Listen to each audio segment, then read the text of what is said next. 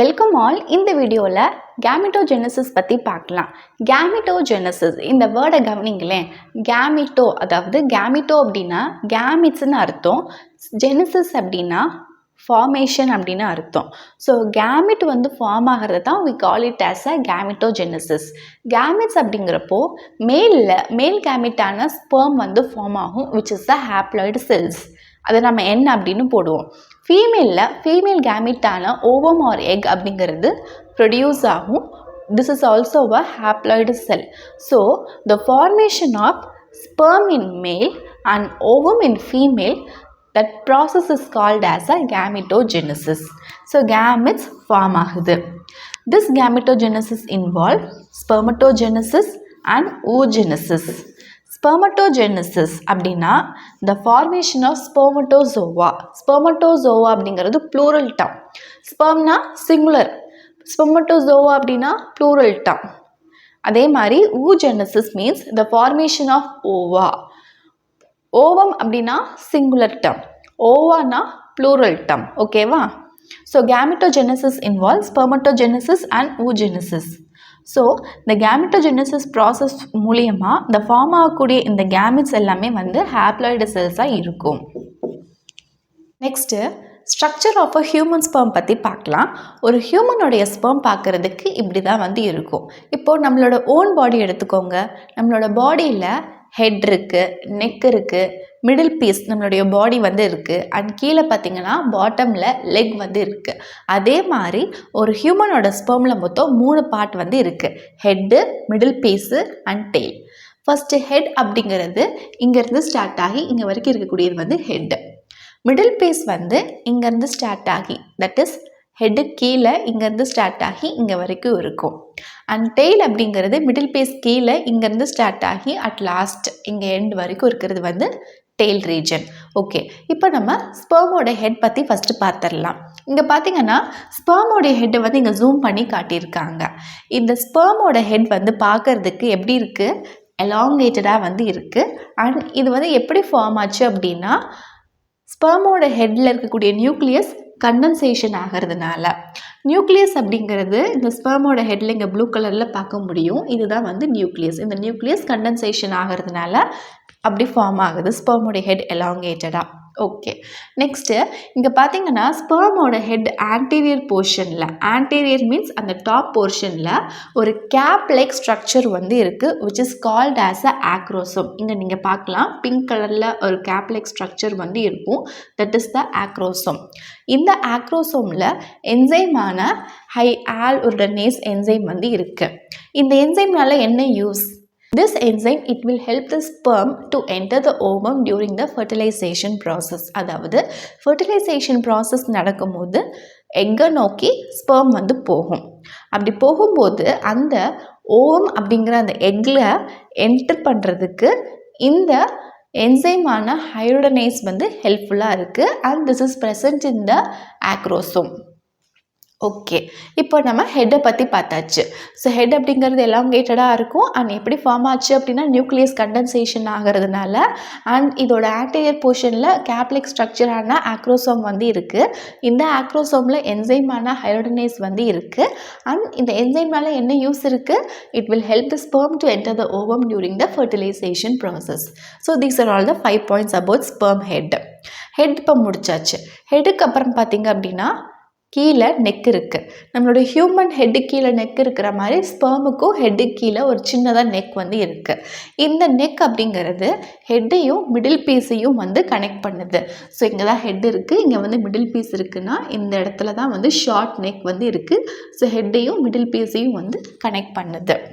And இந்த short நெக்கில் centrioles இருக்குது. சென்ட்ரியோல்ஸ் அப்படிங்கிறது இந்த இடத்துல ரவுண்ட் கலரில் இருக்கு இல்லையா? This is the centriole. Next middle பீஸில் பார்த்தீங்கன்னா மைட்டோகாண்ட்ரியா இருக்குது. மைட்டோகாண்ட்ரியாங்கிறது இந்த இடத்துல எல்லோ கலரில் இருக்கு இல்லையா? This is the mitochondria. இந்த மைட்டோகாண்ட்ரியா ஸ்பெர்ம் மூவ் ஆகும்போது வித் ஹெல்ப் ஆஃப் டெயில், அந்த டெயிலுக்கு எனர்ஜி ப்ரொவைட் பண்ணுறது இந்த மைட்டோகாண்ட்ரியா தான். ஸோ ஒரு ஸ்பெர்ம் மூவ் ஆகணும் அப்படின்னா இட் நீட்ஸ் அ டெயில். நமக்கு எப்படி லெக் வேணும் ஒரு இடத்துல இன்னொரு இடத்துக்கு மூவ் ஆகிறதுக்கு, அப்போ அதே மாதிரி ஸ்பெர்முக்கு டெயில் வந்து இருக்குது, டெயிலை வச்சு தான் மூவ் பண்ணுது. அப்போது அந்த டெயிலுக்கு எனர்ஜி கொடுக்கறது இந்த mitochondria which is present in the middle piece. And this tail is essential for the fertilization. ஏன்னா fertilization process அப்போது ஓவமை நோக்கி ஸ்பெர்ம் வந்து ஸ்விம் பண்ணி போகிறதுக்கு இந்த டெயில் தான் வந்து ஹெல்ப்ஃபுல்லாக இருக்குது. So this is essential for the fertilization process. Okay, இப்போ நம்ம ஹியூமன் ஸ்பெர்மோட ஸ்ட்ரக்சர் பற்றி பார்த்தாச்சு. நெக்ஸ்ட்டு ஹியூமன் ஓவத்தோட ஸ்ட்ரக்சர் பற்றி பார்க்கலாம். இப்போ நீங்கள் இந்த பிக்சரில் பார்க்குறீங்க இல்லையா, this is the human ovum which is otherwise known as a egg cell. இப்போது இந்த ஓவம் பார்த்திங்க அப்படின்னா ஒரு மெச்சூரான ஓவம் ஆர் எக் அப்படிங்கிறது அதோடைய ஷேப் ஸ்பெரிக்கலாக இருக்கும், இந்த மாதிரி ரவுண்ட் ஷேப்பில் வந்து இருக்கும். And this is almost free of yolk. Yolk அப்படிங்கிறது மஞ்சக்கரு. இப்போ நம்ம சாப்பிட்றோம் இல்லையா முட்டையில் மஞ்சக்கரு வந்து இருக்கும். ஆனால் இந்த ஹியூமனோட ஓவத்தில் வந்து யாக் அப்படிங்கிறது இருக்காது. It is free of yolk. And it has a abundant cytoplasm and a nucleus. abundant-ஆன cytoplasm அப்படிங்கிறது இந்த எக்கில் வந்து பார்க்க முடியும். ஹியூமனோட எக்கில் இந்த ரீஜன் இருக்கு இல்லையா, அது இஸ் a cytoplasm ஹை அமௌண்ட்டில் வந்து இருக்குது. அண்ட் நியூக்ளியஸ் அப்படிங்கிறது இந்த ரீஜன் தான் வந்து நியூக்ளியஸ். நெக்ஸ்ட்டு திஸ் ஓவம், அதாவது இந்த ஓவம் அப்படிங்கிறது மொத்தம் 3 மெம்பரேனால் சரௌண்ட் ஆகி இருக்குது. The first one is plasma membrane. இந்த மெம்பரேன் வந்து ரவுண்ட் ஷேப்பில் இருக்கு இல்லையா, இதுதான் வந்து ஃபர்ஸ்ட் மெம்பரேனான பிளாஸ்மா மெம்பரேன். இந்த பிளாஸ்மா மெம்பரேனை சரௌண்ட் பண்ண மாதிரி பார்த்திங்கன்னா இன்னும் 2 மெம்பரேன் வந்து இருக்குது. The one is inner thin zona pellucida and the other one is outer thick corona radiata. அதாவது இது பிளாஸ்மா மெம்பரேன் அப்படின்னா இந்த பிளாஸ்மா மெம்பரேன் சரௌண்ட் பண்ண மாதிரி இருக்கக்கூடிய இன்னர் மெம்பரேன் அப்படிங்கிறது இந்த தின் மெம்பரேனான ஜோனா பெலுசிடா. அண்ட் அவுட்டர் மெம்பரேன் அப்படிங்கிறது அவுட்டரில் இருக்கக்கூடியது which is the thick membrane corona radiata.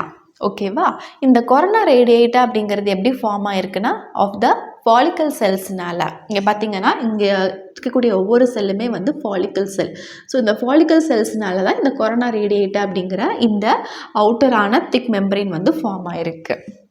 Next இந்த membrane which is forming the surface layer of the ovum. அதாவது இதுதான் ஓவம் அப்படின்னா இந்த ஓவத்தோட சர்ஃபேஸ் லேயரில் இருக்கக்கூடிய மெம்பரேன், அந்த ஃபார்ம் இருக்கக்கூடிய membrane which is called as a vitelline membrane. இங்கே பார்த்தீங்கன்னா பிளாஸ்மா மெம்பரேன் தான் வந்து இருக்குது. So this plasma membrane is otherwise known as a vitelline membrane. இதை நம்ம வந்து vitelline membrane சொல்லலாம், இல்லைனா பிளாஸ்மா மெம்பரேன் அப்படின்னு சொல்லலாம். இப்போ ஓவத்தோட சர்ஃபேஸில் இருக்கக்கூடிய மெம்பரேனை தான் நம்ம அதை சொல்கிறோம், இண்டிகேட் பண்ணி காட்டுறோம். That is plasma membrane or otherwise vitelline membrane எப்படினாலும் சொல்லலாம். And the fluids filled space between the zona pellucida and the surface of the egg. அதாவது இப்போ எக்கோட சர்ஃபேஸ் வந்து இருக்குது அண்ட் இங்கே வந்து ஜோனா பெலுசிடா வந்து இருக்குது. அப்போ ரெண்டுத்துக்கும் நடுவில் இருக்கக்கூடிய ஸ்பேஸ் இங்கே லைட் ஆரஞ்சு கலரில் இருக்கு இல்லையா, அந்த ஸ்பேஸில் ஃப்ளூவிட் வந்து ஃபில் ஆகிருக்கு. So that fluids fill space is called as a perivitelline space. இதை வந்து நம்ம பெரிவிட்டிலைன் மெம்பரேன்னு சொல்கிறோம் ஆர் அதர்வைஸ் பிளாஸ்மா மெம்பரேன்னு சொல்கிறோம். This is zona pellucida. அப்போ ரெண்டுத்துக்கும் நடுவில் இருக்கக்கூடிய space fluids filled space that is called as a perivitelline space. ஓகேவா, நெக்ஸ்ட்டு பியூபர்ட்டி பற்றி பார்க்கலாம். ஹியூமன்ஸில் பார்த்திங்க அப்படின்னா both male and ஃபீமேலோடைய reproductive system வந்து எப்போ ஃபங்க்ஷனலாக ஆரம்பிக்குதோ அண்ட் எப்போ அவங்களுடைய செக்ஸ் ஹார்மோன் வந்து அதிகமாக ப்ரொடியூஸ் ஆக ஆரம்பிக்குதோ then we can say that they attain a puberty. Puberty அப்படிங்கிறது இப்போ ஃபீமேலில் ஏஜ் அட்டன் பண்ணிட்டாங்க அப்படின்னு சொல்லுவோம் இல்லையா, ஸோ அதுதான் வந்து பியூபர்ட்டி அப்படிங்கிறது. இந்த ஃபினாமினா அப்படிங்கிறது ஃபீமேலில் ஏர்லியராகவே ஸ்டார்ட் ஆகிடுது தேன் இன் த மேல்.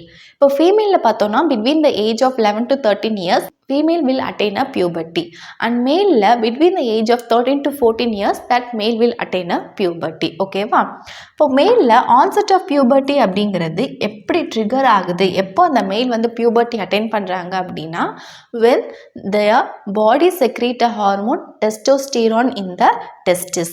அதாவது மேலோட பாடியில் பார்த்தீங்கன்னா டெஸ்டிஸ் இருக்குது. டெஸ்டிஸ் அப்படிங்கிறது outside the abdominal cavity ஸ்க்ராட்டத்தில் ப்ரெசென்ட் ஆகிருக்கும் ஒரு பேர் ஆஃப் டெஸ்டிஸுங்கிறது. அந்த டெஸ்டிஸில் தான் வந்து இந்த டெஸ்டோஸ்டிரான் ஹார்மோன் அப்படிங்கிறது செக்ரீட் ஆக ஆரம்பிக்கும். எப்போ இந்த ஹார்மோன் செக்ரீட் ஆகுதோ தென் தட் மேல் அட்டைனா பியூபர்ட்டின்னு அர்த்தம். இதே இது ஃபீமேலில் ஹார்மோனான ஈஸ்ட்ரோஜன் ப்ரொஜெஸ்ட்ரான் அப்படிங்கிறது ஓவரியில் செக்ரீட் ஆக ஆரம்பிக்கும். ஓவரி அப்படிங்கிறது பேரா இன்சைட் த ஃபீமேல் பாடி அவங்களுடைய லோவர் அப்டமனுக்கு கீழே வந்து இருக்கும். ஸோ அங்கே ஓவரியில் progesterone and estrogen ஹார்மோன் வந்து செக்ரீட் ஆக ஆரம்பிக்கும் போது then we can say that female attain a puberty. So இந்த செக்ரேஷன் ஆஃப் these ஹார்மோன் அப்படிங்கிறது எதோட கண்ட்ரோலில் இருக்குது அப்படின்னா பிரெயினில் பிட்யூட்டரி கிளாண்டுன்னு இருக்குது. அப்போ அந்த பிட்யூட்டரி கிளாண்டில் இருக்கக்கூடிய கொனோட்ரோபிக் ஹார்மோனுங்கிறது 2 டைப்ஸில் இருக்குது. One is luteinizing hormone LH, the other one is follicle stimulating hormone FSH. இதோட கண்ட்ரோலில் தான் வந்து இந்த ஹார்மோன் செக்ரேஷன்லாம் வந்து இருக்குது. Next infobits.